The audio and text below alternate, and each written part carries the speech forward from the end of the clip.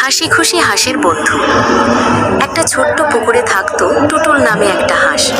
সে সব সময় হাসতো, তাই সবাই তাকে ডাকতো হাসি খুশি হাঁস। একদিন পুকুরে একটি ছোট্ট মাছ কাঁদছিল। টুটুল জিজ্ঞেস করলো, কেন কাঁদছো? মাছটা বলল, আমি সাঁতার শিখতে গিয়ে বারবার ধাক্কা খাচ্ছি।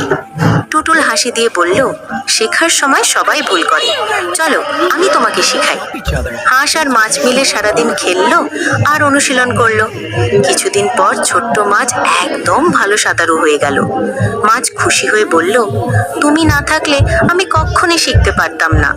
টুটুল হাসলো। বন্ধুরা একে অন্যকে সাহায্য করলেই দুনিয়া সুন্দর হয়।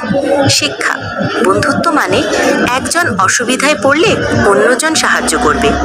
বন্ধুত্ব মানে একজন অসুবিধায় পড়লে অন্যজন সাহায্য করবে।